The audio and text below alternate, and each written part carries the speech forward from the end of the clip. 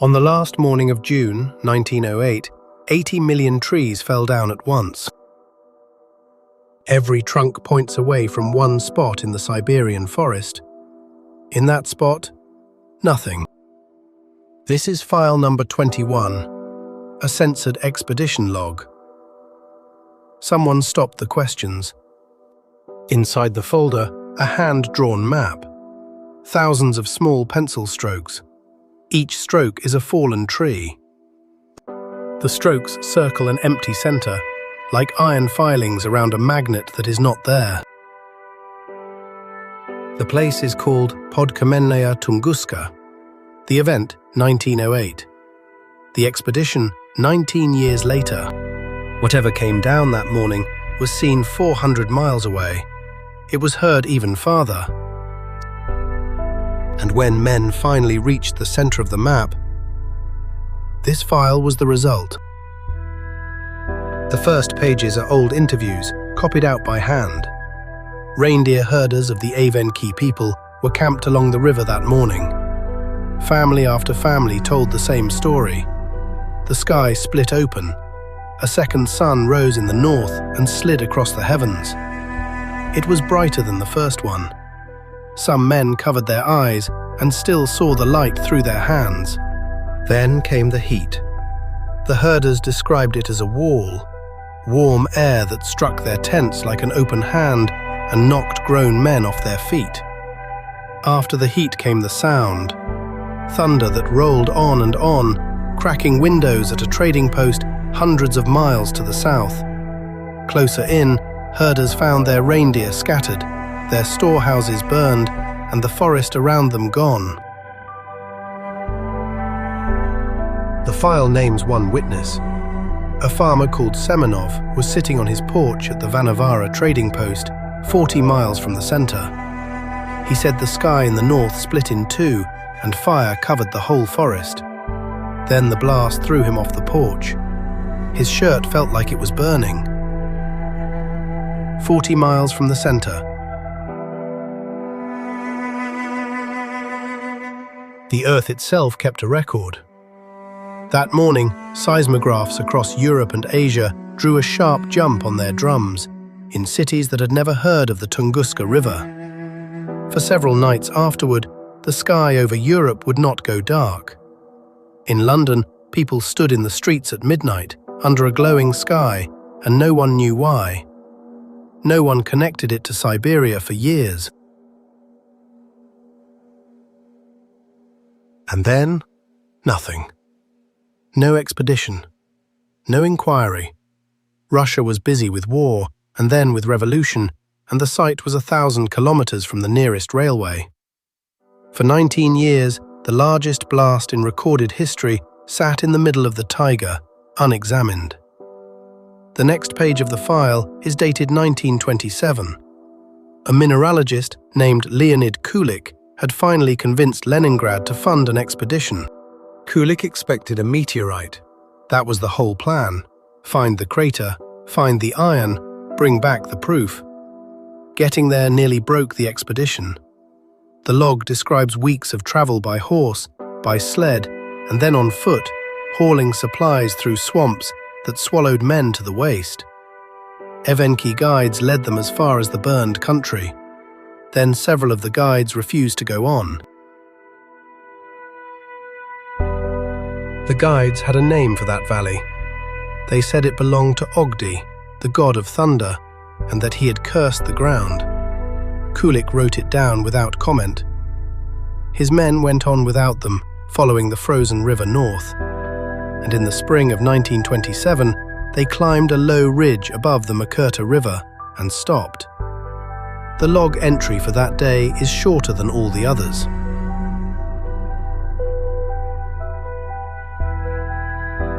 Below the ridge, the forest was lying down.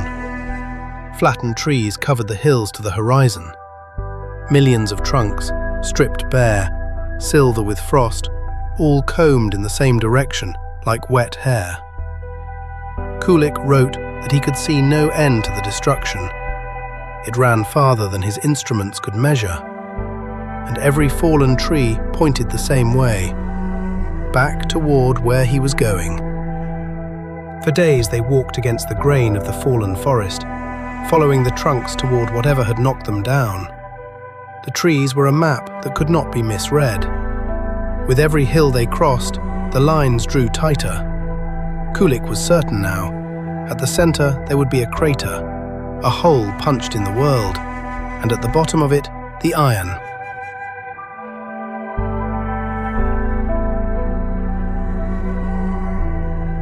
But that is not the strange part.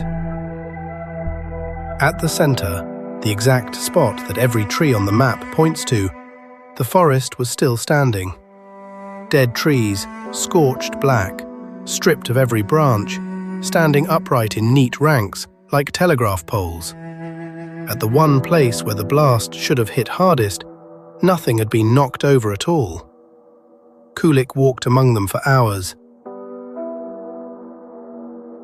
And there was no crater, no hole, no iron. The ground at the epicenter was flat, frozen swamp, untouched except for the burning. Kulik circled the standing dead forest for days, measuring, waiting for the ground to give up an answer. It never did. Whatever flattened 80 million trees had left the center of its own destruction on its feet. No one on the expedition could explain it. Kulik did not give up.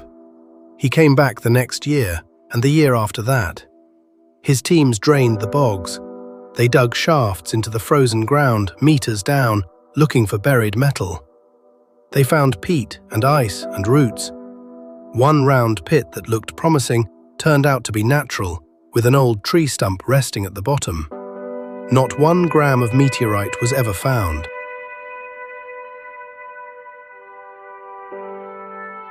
Which brings the file back to the map.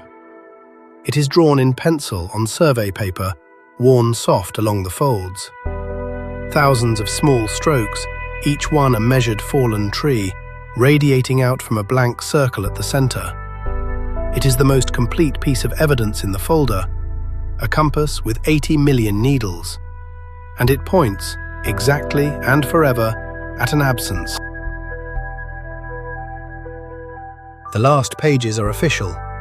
A summary went to Leningrad, a committee met, and then, according to the folder, the follow-ups simply stop. Requests for a new expedition were declined, with no reason given. The final page holds the expedition's conclusions, and across the conclusions, someone has drawn a heavy black bar. Whole paragraphs gone. The censor's stamp is dated. The signature cannot be read.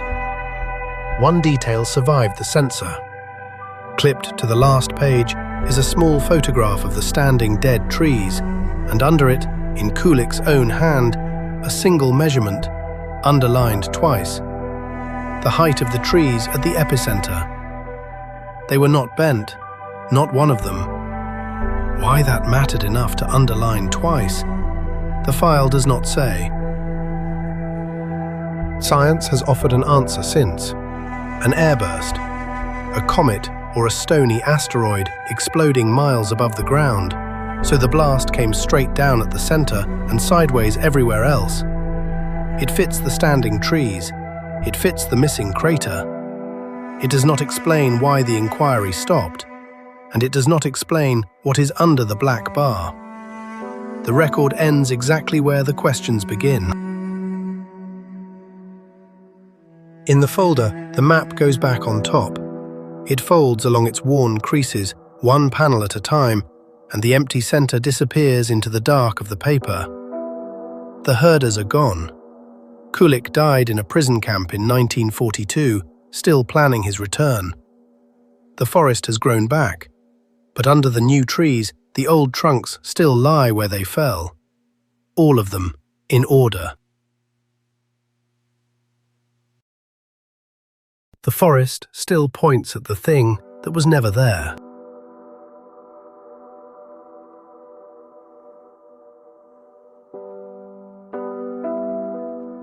File 21 is stamped shut. File 22 concerns a lighthouse crew of 3 men and a table set for a meal that no one ever ate. The briefcase stays open.